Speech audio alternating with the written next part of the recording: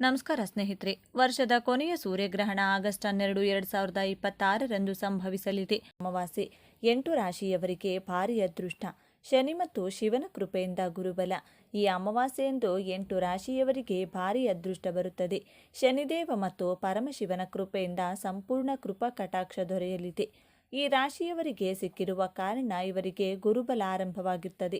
ಇವರು ಎಂದೂ ಕಾಣದ ವಿಪರೀತ ಲಾಭ ಮತ್ತು ಅದೃಷ್ಟವನ್ನು ಕಾಣಲಿದ್ದಾರೆ. ಹಾಗಾದರೆ ಅಂತಹ ಅದೃಷ್ಟವಂತ ರಾಶಿಗಳು ಯಾವುವು, ಹಾಗೆ ಅವುಗಳಿಗೆ ಯಾವೆಲ್ಲ ಲಾಭ ಸಿಗಲಿದೆ ಎಂದು ಈ ವಿಡಿಯೋದಲ್ಲಿ ನೋಡೋಣ ಬನ್ನಿ.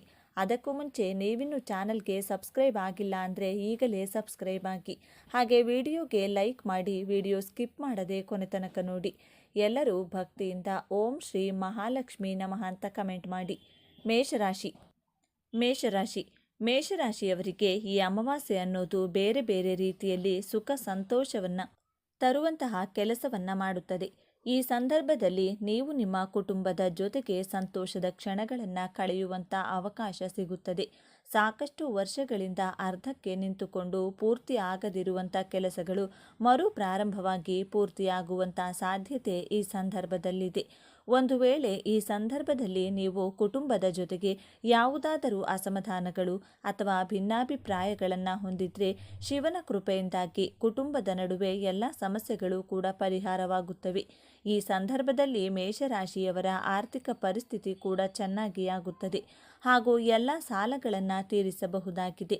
ಈ ಶ್ರಾವಣ ಮಾಸದಲ್ಲಿ ನೀವು ಹಣವನ್ನು ಹೂಡಿಕೆ ಮಾಡುವುದರಿಂದಾಗಿ ಕೈತುಂಬ ಲಾಭವನ್ನು ಕೂಡ ಸಂಪಾದನೆ ಮಾಡಬಹುದು. ಇನ್ನು ಉದ್ಯೋಗಿಗಳಿಗೆ ಕೂಡ ಈ ತಿಂಗಳು ಸಾಕಷ್ಟು ಶುಭ ಲಾಭಗಳನ್ನು ತರುವಂಥ ತಿಂಗಳಾಗಿರುವುದರಿಂದಾಗಿ ಸಾಕಷ್ಟು ಗುಡ್ ನ್ಯೂಸನ್ನು ನೀವು ನಿರೀಕ್ಷೆ ಮಾಡಬಹುದು. ವೃಷಭ ರಾಶಿ.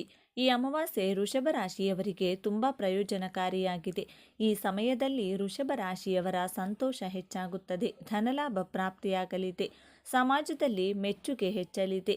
ಶಿವನ ಕೃಪೆಯಿಂದ ದಾಂಪತ್ಯ ಜೀವನ ಸುಖಮಯವಾಗಿರಲಿದೆ. ಬಯಸಿದ ಎಲ್ಲ ಯೋಜನೆಗಳು ಯಶಸ್ವಿಯಾಗುತ್ತವೆ. ವೃಷಭ ರಾಶಿಯವರಿಗೆ ಮಂಗಳಕರ ಮತ್ತು ಫಲಪ್ರದವಾಗಲಿದೆ. ವೃಷಭ ರಾಶಿಯ ಜನರು ತಮ್ಮ ಆರ್ಥಿಕ ಜೀವನದಲ್ಲಿ ಸ್ಥಿರತೆಯನ್ನು ಸಾಧಿಸುತ್ತಾರೆ. ಬಹಳಷ್ಟು ಸಂತೋಷ ಮತ್ತು ಸಮೃದ್ಧಿಯನ್ನು ಅನುಭವಿಸುತ್ತಾರೆ. ಕಠಿಣ ಪರಿಶ್ರಮ ಮತ್ತು ಪ್ರಯತ್ನದ ಮೂಲಕ ನಿಮ್ಮ ಕನಸುಗಳನ್ನು ನನಸಾಗಿಸಲು ಮತ್ತು ನಿಮ್ಮ ಗುರಿಗಳನ್ನು ಸಾಧಿಸಲು ನೀವು ಅವಕಾಶವನ್ನು ಪಡೆಯಬಹುದು. ಮಹಾದೇವನ ಕೃಪೆಯಿಂದ ಎಲ್ಲ ರೀತಿಯ ಪರಿಸ್ಥಿತಿಗಳನ್ನು ಎದುರಿಸಲು ನೀವು ದೈಹಿಕವಾಗಿ ಮತ್ತು ಮಾನಸಿಕವಾಗಿ ಸದೃಢರಾಗುತ್ತೀರಿ. ಕುಟುಂಬದಲ್ಲಿನ ಸದಸ್ಯರ ವಿವಾಹದ ವಿಷಯವು ಮುಂದುವರಿಯಬಹುದು. ಅದರ ಬಗ್ಗೆ ಎಲ್ಲ ಸದಸ್ಯರು ಸಂತೋಷವಾಗಿರುತ್ತಾರೆ. ನಿಮ್ಮ ವೃತ್ತಿ ಜೀವನದಲ್ಲಿ ನೀವು ಯಶಸ್ಸನ್ನು ಪಡೆಯಬಹುದು ಮತ್ತು ನಿಮ್ಮ ಕೆಲಸವನ್ನು ಎಲ್ಲೆಡೆ ಪ್ರಶಂಸಿಸಲಾಗುತ್ತದೆ. ನಿಮ್ಮ ಕುಟುಂಬದ ಸದಸ್ಯರೊಂದಿಗೆ ಉತ್ತಮ ಸಮಯವನ್ನು ಕಳೆಯುವ ಅವಕಾಶವನ್ನು ನೀವು ಪಡೆಯುತ್ತೀರಿ. ಕಟಕ ರಾಶಿಯವರಿಗೆ ಅತ್ಯುತ್ತಮವಾದ ದಿನವಾಗಿರಲಿದೆ. ನೀವು ಶಿವನ ಕೃಪೆಯಿಂದ ಯಶಸ್ಸು ಗಳಿಸಲು ಉತ್ತಮ ಅವಕಾಶಗಳನ್ನು ಪಡೆಯುವಿರಿ ಮತ್ತು ಎಲ್ಲ ಸವಾಲುಗಳನ್ನು ಧೈರ್ಯದಿಂದ ಎದುರಿಸುವಿರಿ. ಇದರಿಂದಾಗಿ ನಿಮ್ಮ ಆತ್ಮವಿಶ್ವಾಸ ಹೆಚ್ಚಾಗುವುದು.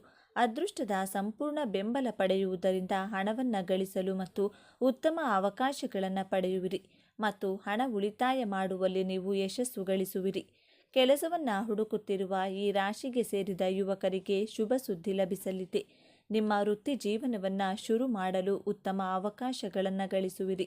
ನೀವು ಶಾರೀರಿಕ ಮತ್ತು ಮಾನಸಿಕವಾಗಿ ಸದೃಢರಾಗಿರುವಿರಿ. ತಾಯಿಯೊಂದಿಗೆ ನಿಮ್ಮ ಸಂಬಂಧಿಕರ ಮನೆಗೆ ಭೇಟಿ ನೀಡುವ ಅವಕಾಶ ಲಭಿಸುವುದು. ಅಲ್ಲಿ ನೀವು ವಿಶೇಷ ವ್ಯಕ್ತಿಯನ್ನು ಭೇಟಿಯಾಗುವಿರಿ. ಸಂಜೆ ಧಾರ್ಮಿಕ ಸ್ಥಳದಲ್ಲಿ ಸಮಯ ಕಳೆಯುವಿರಿ. ಇದರಿಂದಾಗಿ ಮಾನಸಿಕ ಶಾಂತಿಯನ್ನು ಹೊಂದುವಿರಿ. ಕನ್ಯಾ ರಾಶಿಯವರಿಗೆ ಈ ಅಮಾವಾಸ್ಯೆ ಅದೃಷ್ಟದ ದಿನವಾಗಲಿದೆ. ವ್ಯಾಪಾರದಲ್ಲಿ ವೃದ್ಧಿಯಾಗುವ ಸಾಧ್ಯತೆಗಳಿವೆ. ಕಚೇರಿಯಲ್ಲಿ ಬಡ್ತಿ ಸಿಗಲಿದೆ. ಸಂಬಳ ಹೆಚ್ಚಾಗುವ ಸಾಧ್ಯತೆ ಇದೆ. ಇತರರಿಗಿಂತ ಮೊದಲು ನಿಮ್ಮನ್ನು ಗೌರವಿಸಲಾಗುತ್ತದೆ. ಮಾತುಗಾರಿಕೆಯ ಮೂಲಕ ಕನ್ಯಾ ರಾಶಿಯವರು ಎಲ್ಲರ ಮನಸ್ಸನ್ನು ಗೆಲ್ಲಲಿದ್ದಾರೆ. ಆದರೆ ಕಣ್ಣಿನ ಸಮಸ್ಯೆ ಈ ಸಂದರ್ಭದಲ್ಲಿ ಕಂಡುಬರಬಹುದಾಗಿದೆ. ಕೌಟುಂಬಿಕ ಕೆಲಸಗಳು ಕೆಲವೊಮ್ಮೆ ನಿಮ್ಮ ಮನಸ್ಸಿನಲ್ಲಿ ಅಶಾಂತಿ ಮೂಡಿಸಬಹುದಾಗಿದೆ. ಆದರೆ ಅವುಗಳನ್ನು ಸರಿಯಾದ ರೀತಿಯಲ್ಲಿ ಮಾಡಿ ಮುಗಿಸುವಂಥ ಆತ್ಮವಿಶ್ವಾಸ ನಿಮ್ಮಲ್ಲಿದೆ. ಆರೋಗ್ಯದ ಸಮಸ್ಯೆಯಿಂದಾಗಿ ಸ್ವಲ್ಪ ಮಟ್ಟಿಗೆ ಖರ್ಚು ಮಾಡಬೇಕಾದಂಥ ಪರಿಸ್ಥಿತಿ ಒದಗಿ ಬರಲಿದೆ. ಆದರೆ ದೇವರ ನಾಮಸ್ಮರಣೆಯ ಮೂಲಕ ನೀವು ಹಾಗೂ ವೈದ್ಯರ ಸರಿಯಾದ ಸಲಹೆಗಳನ್ನು ಪಾಲಿಸುವುದರ ಮೂಲಕ ಈ ಸಮಸ್ಯೆಯನ್ನು ಹೊರಬರಬಹುದಾಗಿದೆ. ಆರ್ಥಿಕವಾಗಿ ಯಾವುದೇ ರೀತಿಯ ಚಿಂತೆ ಮಾಡಬೇಕಾದ ಅಗತ್ಯ ಇರುವುದಿಲ್ಲ. ಆದಾಯಕ್ಕಿಂತ ಸಾಕಷ್ಟು ಮೂಲಗಳು ತೆರೆದುಕೊಳ್ಳಲಿವೆ. ಮಕರ ರಾಶಿ. ಶಿವನ ಕೃಪಾ ಕಟಾಕ್ಷದಿಂದಾಗಿ ಈ ಅಮಾವಾಸ್ಯೆ ಎನ್ನುವುದು ಮಕರ ರಾಶಿಯವರಿಗೆ ಸಾಕಷ್ಟು ಲಾಭದಾಯಕವಾಗಿ ಕಾಣಿಸಿಕೊಳ್ಳಲಿದ್ದು, ಅದಕ್ಕಿಂತ ವಿಶೇಷವಾಗಿ ನೆಮ್ಮದಿ ತರುವಂತಹ ತಿಂಗಳಾಗಿದೆ ಎಂದು ಹೇಳಬಹುದು. ಜೀವನದಲ್ಲಿ ಅವರು ಅಂದುಕೊಂಡಿರುವಂಥ ಪ್ರತಿಯೊಂದು ಕನಸುಗಳನ್ನು ನನಸು ಮಾಡಿಕೊಳ್ಳಲಿದ್ದಾರೆ ಹಾಗೂ ಸಾಧನೆಗಳನ್ನು ಸಾಧಿಸಲಿದ್ದಾರೆ. ಅರ್ಧಕ್ಕೆ ನಿಂತ ಕೆಲಸಗಳು ಮತ್ತೆ ಸಂಪೂರ್ಣವಾಗಿ ಯಶಸ್ವಿಯಾಗಲಿವೆ.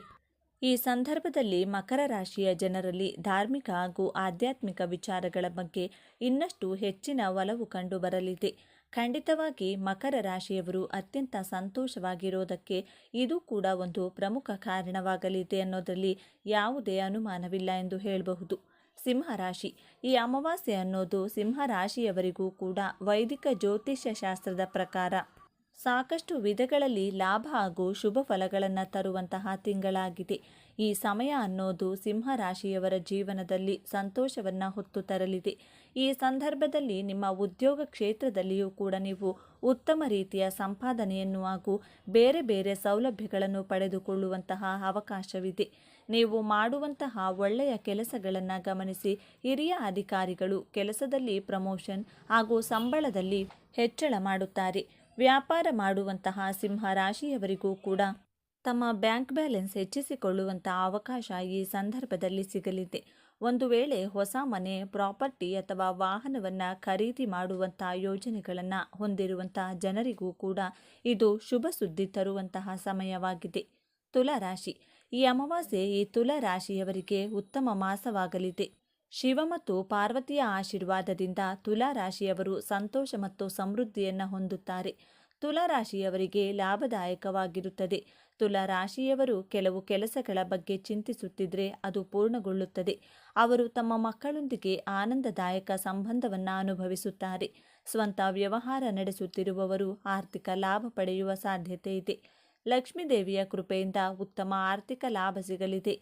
ಸಿಕ್ಕಿಬಿದ್ದ ಹಣ ವಾಪಸ್ ಬರಲಿದೆ. ಸಾಧ್ಯವಾದಷ್ಟು ಬೇಗ ನಿಮ್ಮ ಕೆಲಸವನ್ನು ಪೂರ್ಣಗೊಳಿಸುವಿರಿ.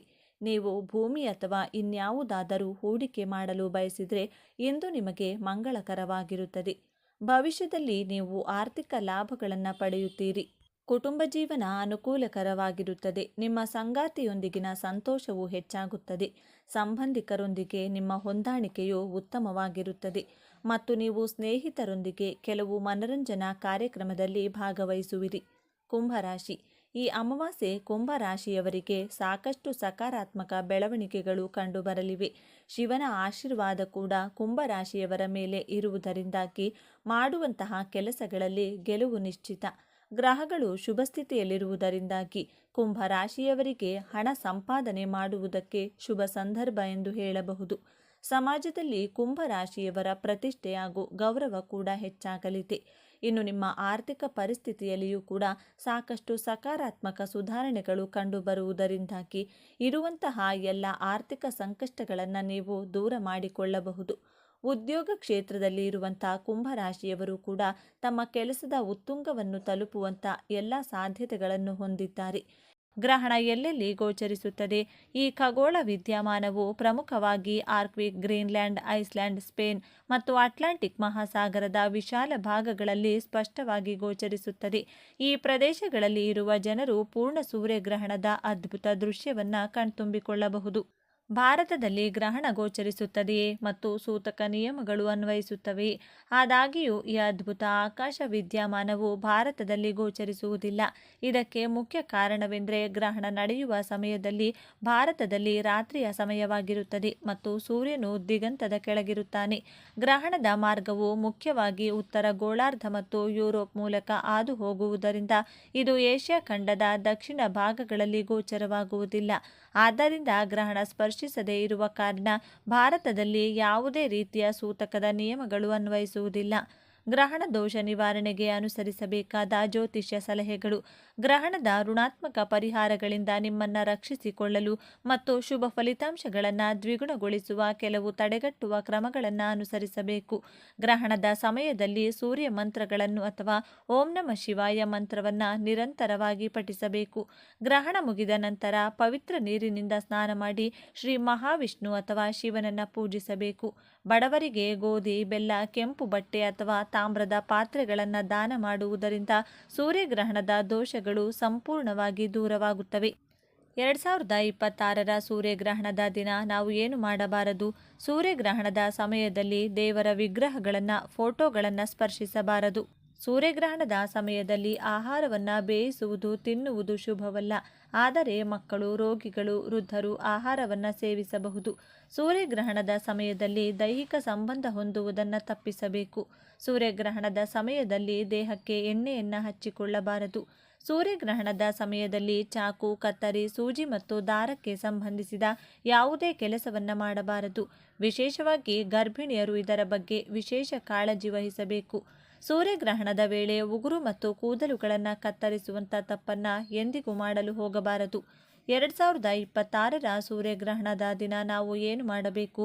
ಗ್ರಹಣದ ಸೂತಕ ಕಾಲ ಆರಂಭವಾಗುವ ಮುನ್ನ ನಾವು ಬಳಸುವ ನೀರಿನಲ್ಲಿ, ಆಹಾರ ಪದಾರ್ಥಗಳಲ್ಲಿ ಅಥವಾ ಇನ್ಯಾವುದೇ ದ್ರವರೂಪದ ವಸ್ತುಗಳ ಮೇಲೆ ಅಥವಾ ಅದರಲ್ಲಿ ಗರಿಕೆ ಅಥವಾ ತುಳಸಿ ಎಲೆಗಳನ್ನು ಹಾಕಿಡಿ.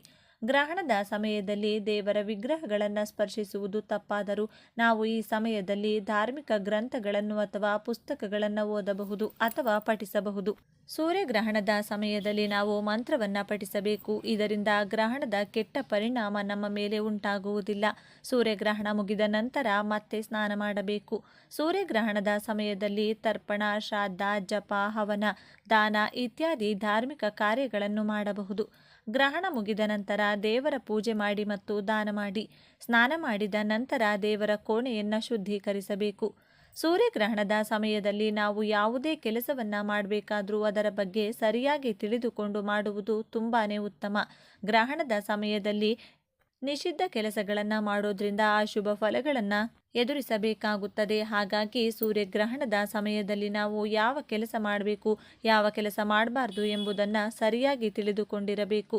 ಈ ಮಾಹಿತಿ ನಿಮಗೆ ಇಷ್ಟ ಆದರೆ ತಪ್ಪದೆ ಈ ವಿಡಿಯೋವನ್ನು ಲೈಕ್ ಮಾಡಿ, ನಿಮ್ಮ ಇಷ್ಟ ದೇವರ ಹೆಸರನ್ನು ಬರೆದು ಈ ವಿಡಿಯೋವನ್ನು ಪ್ರತಿಯೊಬ್ಬರಿಗೂ ಕೂಡ ಶೇರ್ ಮಾಡಿ. ಎಲ್ಲರೂ ಭಕ್ತಿಯಿಂದ ಓಂ ಶ್ರೀ ಮಹಾಲಕ್ಷ್ಮಿ ನಮಃ ಅಂತ ಕಮೆಂಟ್ ಮಾಡಿ. ಧನ್ಯವಾದಗಳು ಸ್ನೇಹಿತರೆ.